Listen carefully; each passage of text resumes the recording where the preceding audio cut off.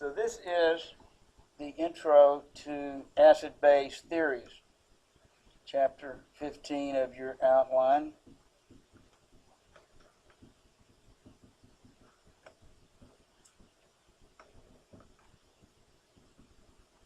If you recall the work on metathesis reactions, that was a very big part of that section in which you had AX plus BY goes to AY plus BX and driving force for the formation of a weak acid. So you have to be able to identify what a weak acid was versus a strong acid. Well, we will revisit that briefly and make sure you have notes on that issue. Okay, in the concepts, as you look, reactions in solution,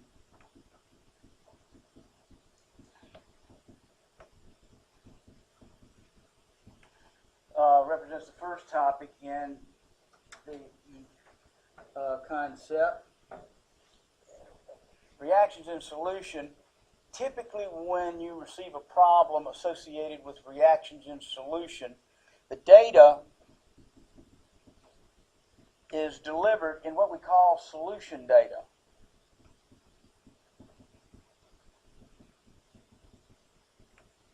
Now that's a common phraseology I will use. What is your solution data in this problem? Well, solution data is two data points together, and they always go together. That is a concentration term and a volume term.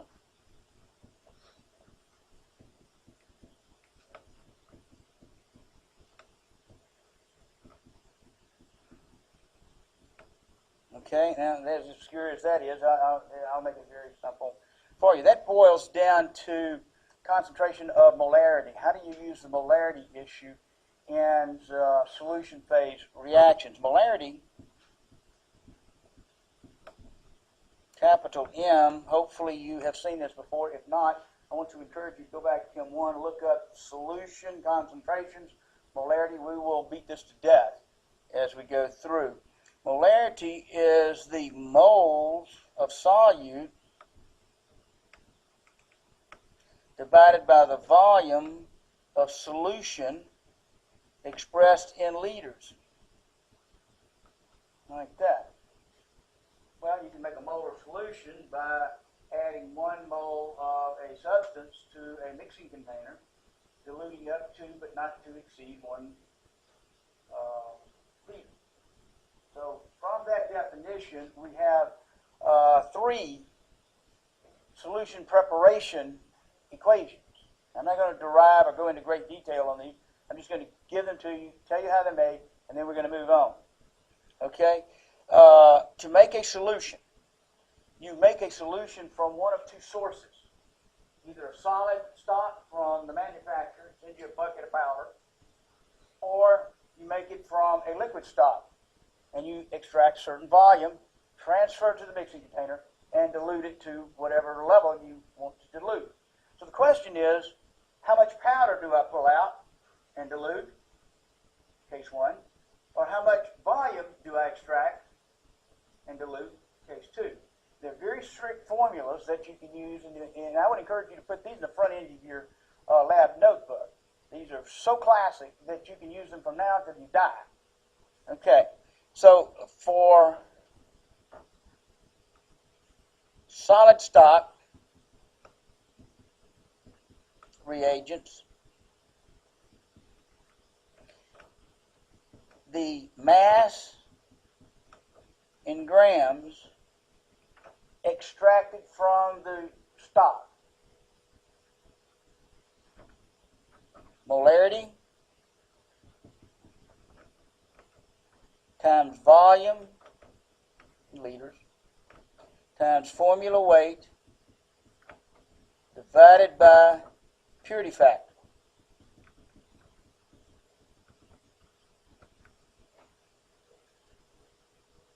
Sometimes you will see me, I'll go M dot V liters dot formula weight divided by PF, like that.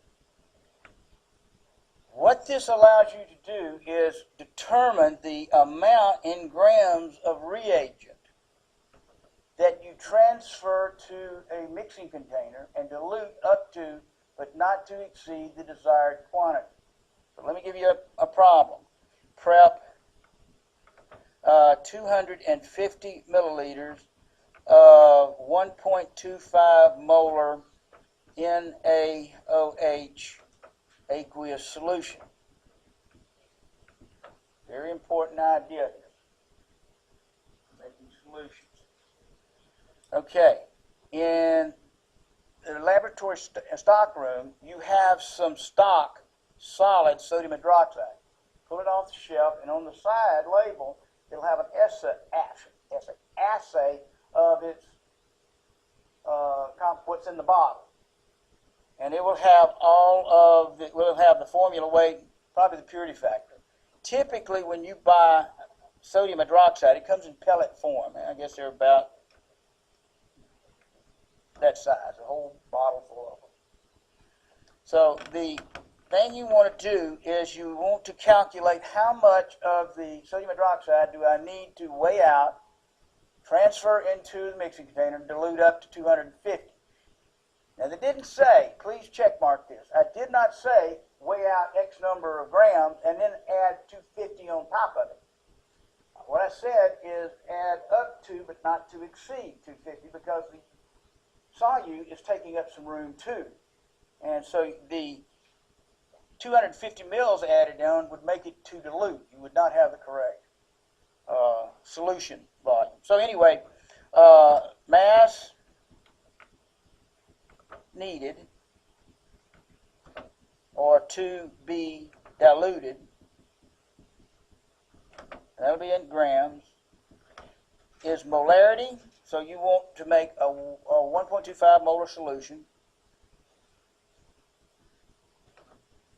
and you want to make 250 mils of it. Well, it has to be in liters, so that's divided by 1,000, 0.250 liters. And the formula weight is 23, 33, 40. Let me see, 23, 33. Just double checking. 40 grams per mole. Now the units on molarity right here, just to emphasize how this thing falls out, will be the moles per liter.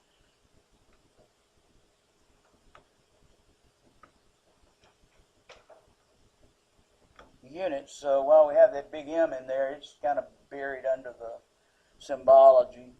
Purity factor is the percent purity of it. These usually come about 98% pure. There is no unit to it.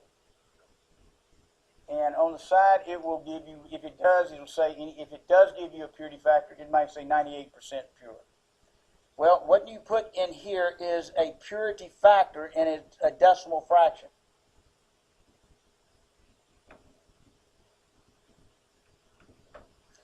.98, and that is it. When everything cancels out of this, what you will wind up with is simply a value in grams that you will dilute. So in this little model problem,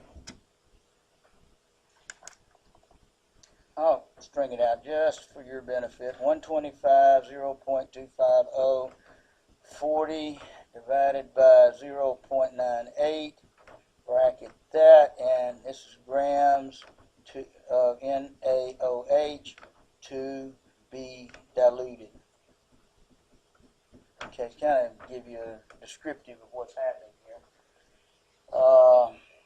1.25 times 0.25 times 40 divided by 0.98, and that's 12.76 grams, rounded, NaOH. Procedure: transfer 12.76 grams of stock NaOH into mixing container and dilute / dissolve, in this case, up to, but not to exceed 250 milliliters total volume. Now that's a very practical type issue in working with acids and bases, because normally you don't use an acid in its raw form to react. Done 99.999% of the time in solution phase. So you need to be able to deal with that and how to prepare a solution. Okay, now that was case 1 for solid stock reagents, and it's essentially the same thing for liquid stock reagents, and the formula is identical except for a density term. And so for liquid stock reagents, you purchase hydrochloric acid, comes from the manufacturers, 36-37%, depending on who you buy it from, and has a specific gravity, 1.14 grams per mil. That'll be on the assay size, and so the for stock HCl aqueous,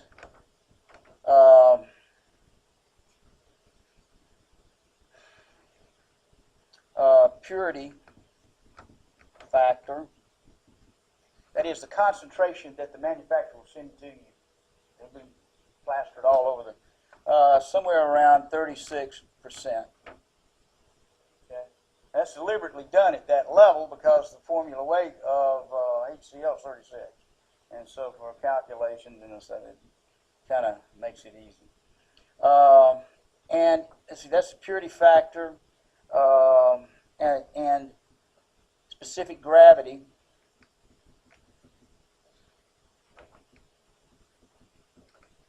Is the same thing as density of solution,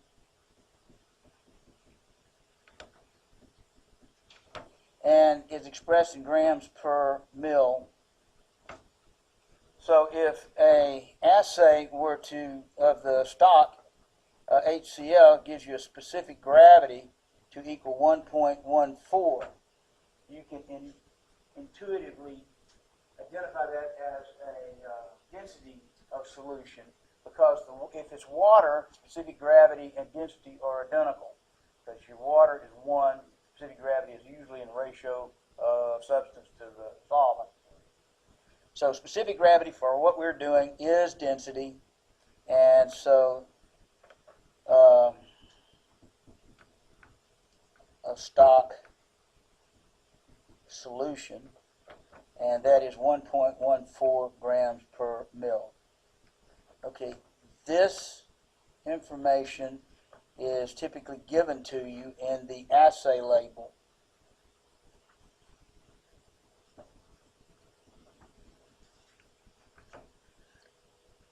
The question is, what volume of this should I pipette out of the stock bottle, transfer to my mixing container, and dilute up to but not to exceed the desired volume?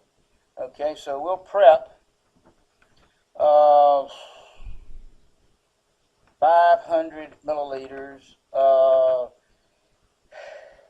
3.25 molar HCl aqueous solution from stock HCl. Sometimes you'll see it written 36%. That's your purity factor, and so problems will come to you. Given HCl stock 36%. That's your purity factor. 0.36 will be in your calculation. It'll be translated into a decimal fraction. From a HCl 36%, comma, specific gravity 1.14.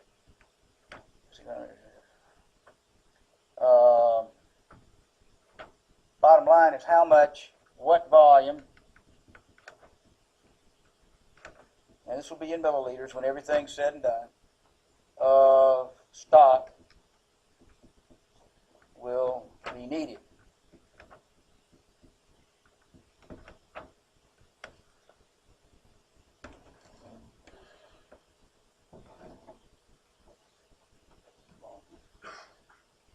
The formula, look at the formula real quick in your notes back here. Molarity, volume, formula weight, purity factor. Well, this one will be identical except the denominator will have specific gravity. I'll show you. So the volume needed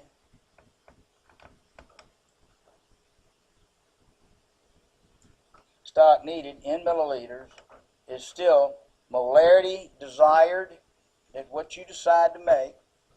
Molarity times formula weight of the solute, that would be HCl, it'll be 36. I should have put volume. Molarity times volume. Let me put volume next because I have a reason for that. Volume expressed in liters times formula weight divided by the purity factor, be 0.36 in this case, and specific gravity. So if you compare these two formulas, one just simply is as a denominator with an extra term, specific gravity in it, and that will be in grams per mil. So substituting your values in here, I'll come over here, we want to make 500 mils of 3.25 molar. So that's 3.25 molar. 0.500 liters. So I've mentally converted 500 mils to liters. Formula weight of HCl is 36 grams per mole. Purity factor is a decimal fraction, has no units, and it says in the data somewhere 36%. So I'm going to put 0.36 right there. Specific gravity is interpreted as density of the solution, stock solution, which would be 1.14 grams per milliliter. And so this simplified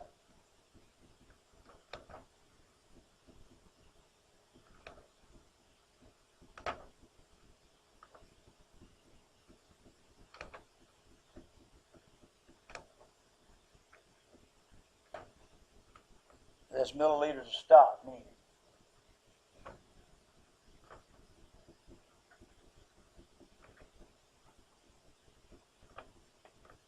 Okay, and of course that, still on the board yet, works out neatly to be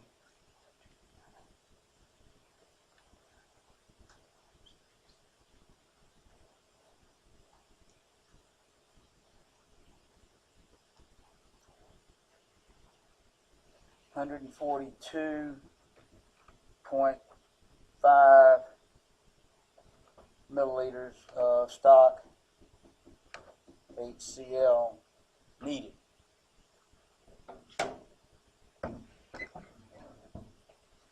Caution. When making a concentrated dilution, you want to add acid into a small quantity of water and then finish your dilution.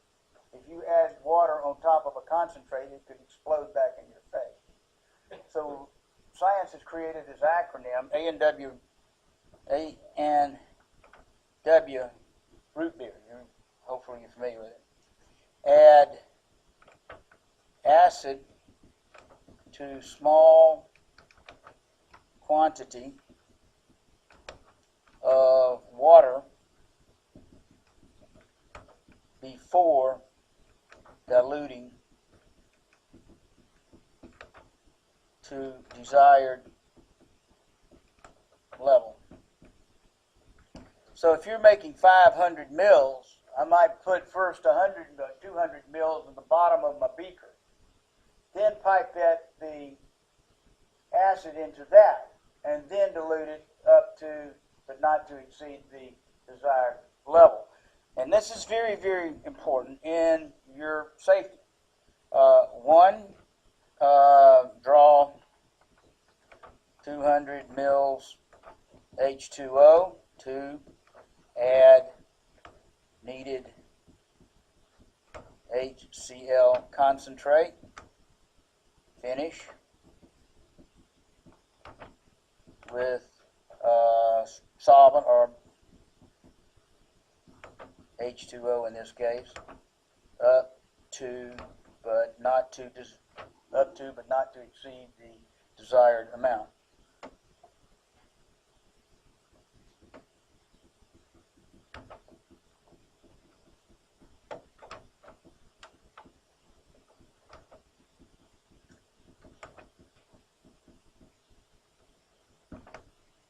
Like that.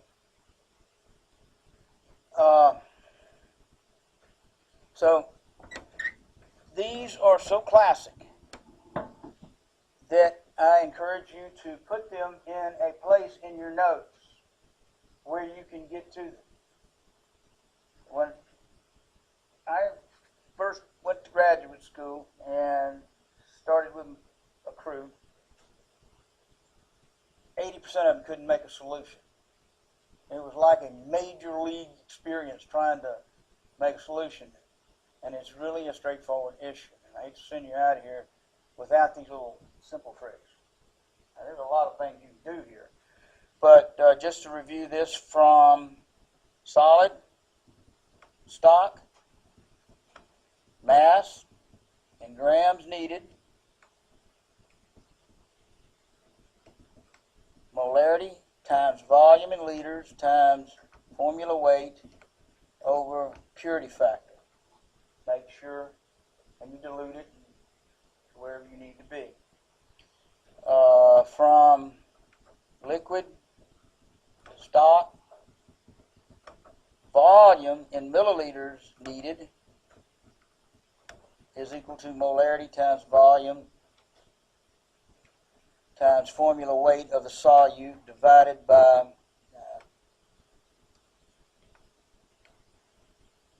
your purity factor, and again by the specific gravity, which is in itself density.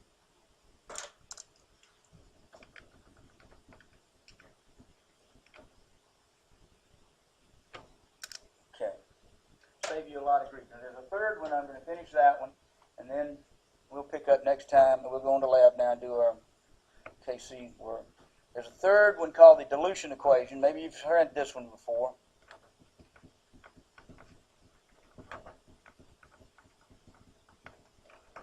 It's a very straightforward idea. I got a question on the floor.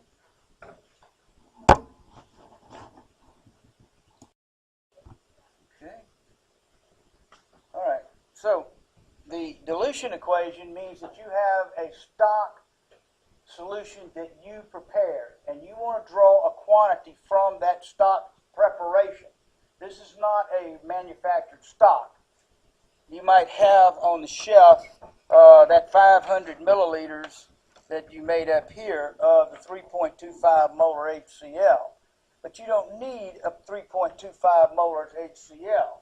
You just need a 0.1 molar or a 1.2 molar, something of that nature. Well, instead of trying to make a new batch, and you only need 100 mils of it, this is the issue. You might make a large quantity using these stock formats, but if you need to, say, just make a 100 mil sample, then it is more prudent to use the dilution equation in this process. Now, I'm going to show you quickly where this comes from. If you've never seen this, it is worth the 5 minutes that I spend on this. Okay, if I have a beaker with 100 milliliters solution and 1.0 pound of solute, then what I want to do is I'm going to add 100 milliliters of solvent. So now I have 200 milliliters total solution, right? how many pounds of solute are in that 200 milliliters? Still the same amount. That's correct. 1 pound. I can translate that to moles. Remember from Chem 1, moles is a mass number, a formula weight number. So 1 mole. If I change this to X moles and then diluted that, say double the volume, I would still have X moles. It doesn't change in terms of the moles. So the moles before dilution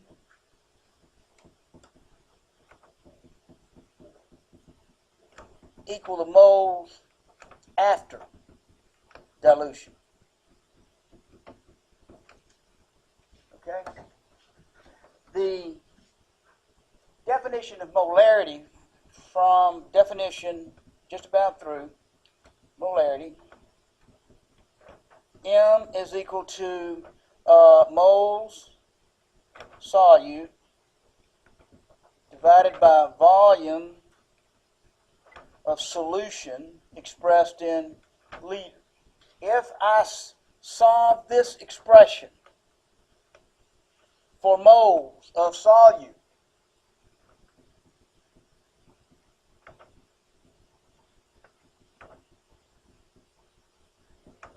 I will have moles solute is molarity times volume in liters.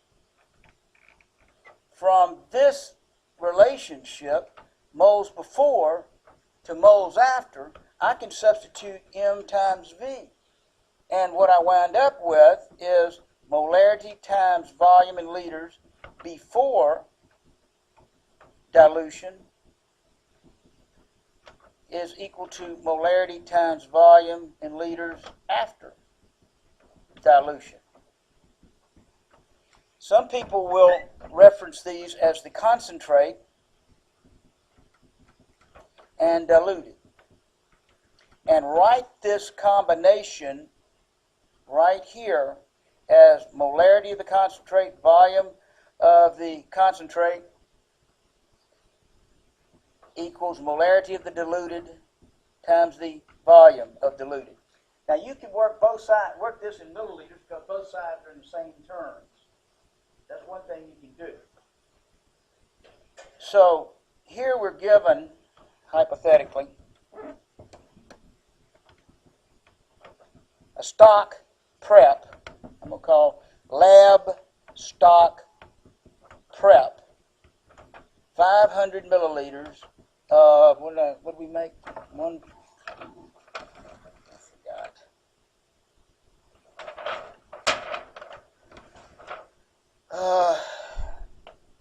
I don't know. I'll just make up something. Okay, we've given a lab stock 500 milliliters of 4.85 molar HCl aqueous solution. Okay, prep 200 milliliters. You got a 200 milliliter volumetric you're working with, or something like that. Prep 200 milliliters of 0.15 molar HCl solution, because you don't need any more than that, okay? Or 100 milliliters. So what you need to do is realize it's molarity times volume of the concentrate is equal to molarity times volume of the diluted sample. What the question is in a problem like this, and it's practical, is what volume needs to be extracted from lab stock and diluted to needed volume. And so it is this V concentrate that is the unknown in using the dilution equation. All the other terms will be known. You know where you want to go you know what molarity you're trying to prep, and you know what molarity you have, you know the molarity of the concentrate, you know the molarity of where you want to go and the volume of where you want to go.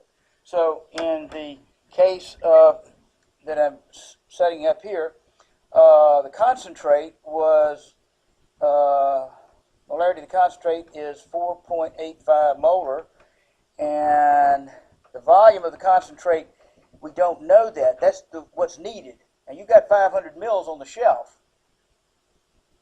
But you don't need all that 500 mils. You only need a small amount of it. Okay?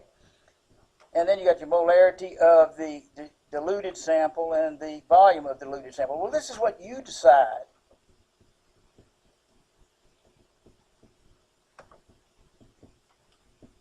And this is what your stock is over here. So you want to make 200 mils. You can do this in milliliters since the terms are the same. You can do it in liters, but it's still going to give you the same number. And so we want to make 200 milliliters, 0.15 molar HCl. So you have all of the data you need. Plug, and you only have one unknown, so it would be a 4.85 molar times the volume of the concentrate needed is equal to 0.15 molar times 200 milliliters. And so volume of the concentrate is now 0.15 molar times 200 milliliters divided by 4.85 molar. Molarities drop out. Your units will be in milliliters. You use milliliter pipette. So 0.15 times 200 equals divided by 4.85, and I have 6.2 milliliters of lab stock concentrate.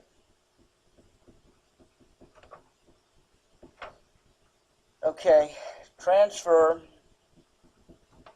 6.2 milliliters of lab stock concentrate into mixing container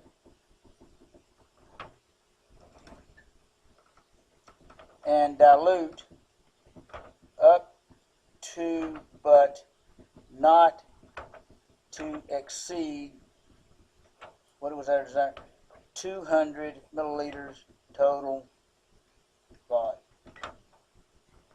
So you have three formulas that you can use in the laboratory. These are the first you should learn from a practical standpoint. From a solid, molarity times volume times formula weight over purity factor. From a liquid, volume in milliliters is molarity times volume times formula weight over purity factor times specific gravity, which is your density. And then you have a liquid lab stock. That's called the dilution equation. Molarity times volume of the concentrate equals molarity times volume of the diluted, and you calculate VC need and dilute. These are the most practical things I can share with you if you're going to work in any